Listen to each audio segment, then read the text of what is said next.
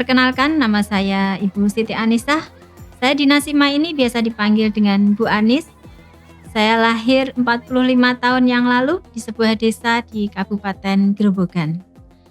Awal saya masuk di sekolah Nasima ini melalui ajang pencarian tenaga pendidik muslimah yang saya dapatkan dari koran Suara Merdeka, yang pada saat itu memang saya sangat tertarik karena bunyi iklannya yang sepertinya sesuai banget dengan diri saya.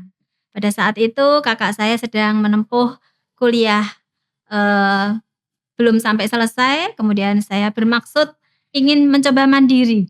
Nah, kemudian saya mencoba mendaftar, dengan seleksi yang sangat ketat. Alhamdulillah dari 27 peserta, alhamdulillah, 3 saya termasuk di antaranya yang keterima.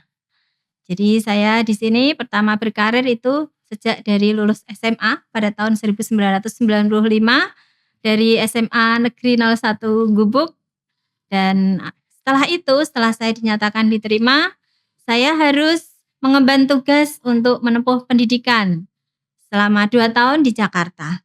Akan tetapi saya tempuh 1 tahun dulu, kemudian saya kembali ke Nasima, mencoba untuk mengajar di TK Nasima. Karena di Jakarta saya pendidikannya adalah pendidikan guru TK Islam Cut Mutia Jakarta, yaitu di Jakarta Pusat.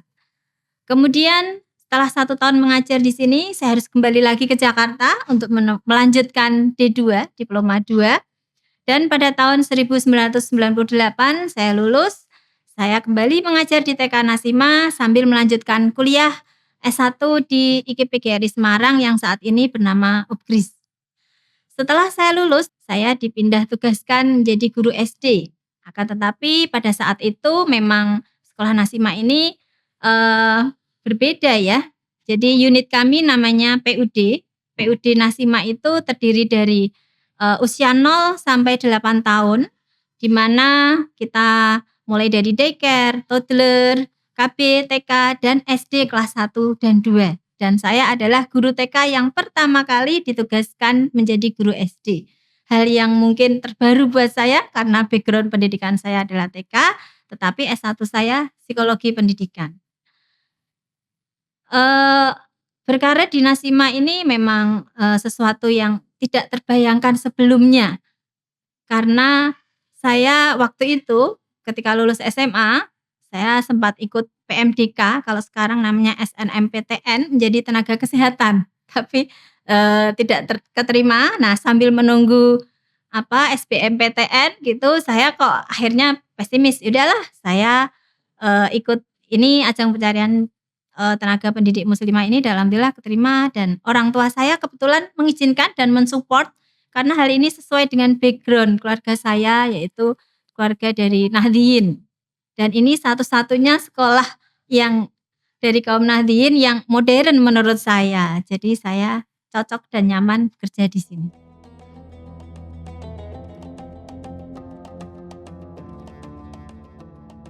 Saya masuk pertama itu tadi lulus SMA ya tahun 1995, tapi harus sekolah dulu selama 1 tahun. Jadi saya pertama kali menjadi guru yaitu tahun 1996. Dan sudah ada TK. Di tahun ketiga saya termasuk menjadi guru tenaga pendidik di TK Nasima di tahun ketiga. Yang waktu itu sudah ada SD kelas 1. Pada waktu itu saya bersama dengan guru-guru dari Jakarta yang rekan-rekan saya kuliah dari Cut Mutia, di antaranya adalah Miss Nur atau Ibu Siti Nur Afifah, Ibu Kristiani, kemudian Ibu Kiki. Kurang lebih ada 6 orang yang saya bawa dari Jakarta karena memang untuk merintis sebuah sekolah yang bagus tentunya karena kita melihatnya adalah sekolah-sekolah terbaik di Jakarta, sehingga pada saat itu kita pun mengontrak beberapa guru dari Jakarta bersama dengan saya dan Bu Mila pada saat itu, dan Bu Ros. Jadi kami bertiga. 1 tahun mengabdi sebagai guru Nasima, saya sebagai guru biasa, kemudian di tahun kedua saya sudah mendapatkan amanah menjadi Waka atau Wakil Kepala Sekolah Bidang Pengajaran. Nah, pada waktu itu hal baru buat saya karena kan, pada waktu itu kan ada unit SD juga ya, sesuatu yang agak sulit karena dari TK membawai KB, TK, kemudian SD kelas 1 dan 2. Jadi, sesuatu yang harus saya pelajari dengan penuh semangat pada saat itu. Kemudian, 3 tahun jadi Waka Pengajaran, kemudian saya 2 periode lagi menjadi Waka Kesiswaan selama 6 tahun di unit PUD. Dan setelah itu saya dipercaya menjadi kepala PUD, tetapi hanya 2 tahun karena memang pada saat itu, unit SD dan TK harus pisah, tidak lagi ada PUD yang membawai SD kelas 1, 2, kemudian saya, memilih yang di SD. Dan otomatis saya sudah tidak lagi menjadi kepala PUD dan kepala PUD digantikan oleh wakil saya almarhumah Ibu Eli Fajarwati. Tapi walaupun begitu alhamdulillah saya berusaha untuk baktikan loyalitas saya, dedikasi saya di Nasima dengan sebaik mungkin.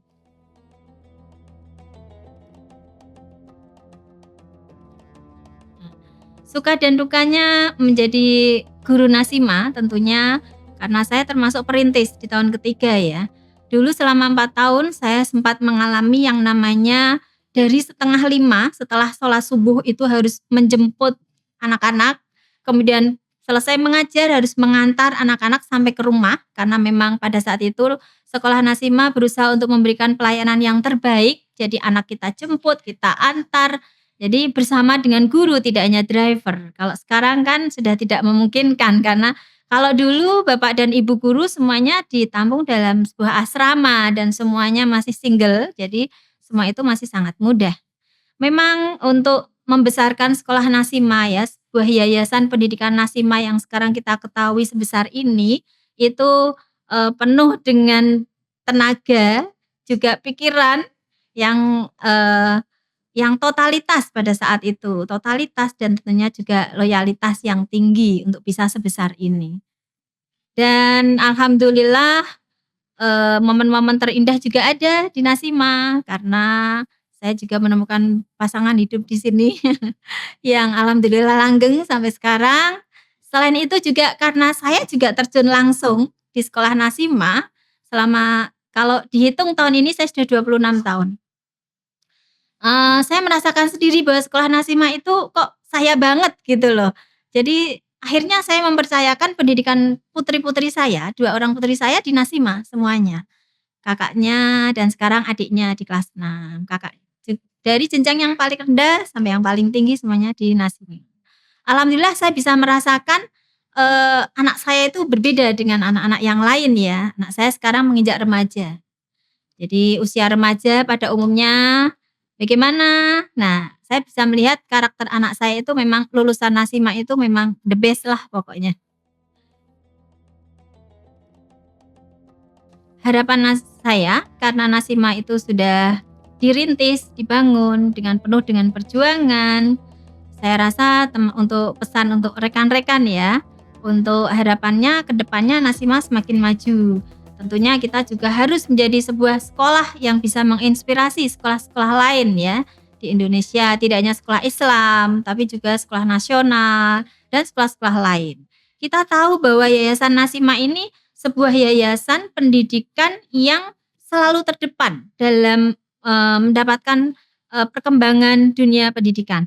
Contohnya, bukti nyata bahwa keberhasilan kami adalah pada saat masa pandemi, di mana sekolah-sekolah lain mungkin tidak siap dengan adanya pandemi, anak harus di rumah, sekolah harus ditutup. Tapi Nasima alhamdulillah berkat, sebuah yayasan yang sangat kuat dan sangat, tahu perkembangan zaman sehingga Nasima tetap bisa menyelenggarakan pendidikan, dengan jarak jauh, dengan bekerja sama dengan Microsoft Teams dan akhirnya kami pun punya prestasi sebagai sekolah showcase internasional tadi.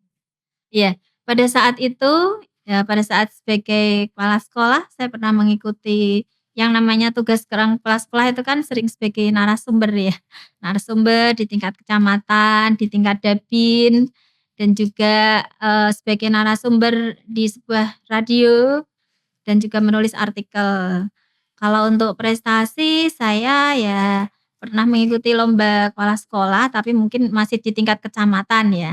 Mungkin kalau masalah prestasi saya dibanding perintis yang lain memang tidak terlalu banyak ya. Ya, tapi alhamdulillah saya selalu memberikan yang terbaik untuk Nasima dengan loyalitas dan dedikasi yang saya miliki sampai saat ini. Pesan saya untuk rekan-rekan yang ada di Nasima yang saat ini yang sudah, menerima bahwa sekolah Nasima ini sebagai sekolah yang sangat besar, harapannya adalah silahkan lanjutkan perjuangan para perintis terdahulu dan yang namanya membangun itu memang sulit, akan tetapi lebih sulit lagi adalah mempertahankan bagaimana sekolah Nasima ini tetap eksis di bagi kemajuan pendidikan di Ibu Pertiwi. Jadi jangan pernah yang namanya menyerah, tidak ada kata untuk mundur, tidak ada kata untuk, kenapa kita harus bekerja keras. Nah, bekerja keras itu penting karena bekerja keras yang diimbangi dengan kerja ikhlas dan juga kerja cerdas yang akhirnya akan membawa kesejahteraan bagi kita sendiri.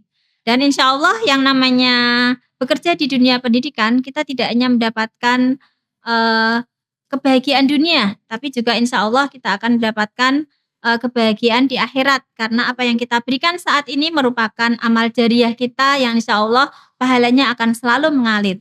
Amin amin ya rabbal alamin. Masya Allah, tabarakallah.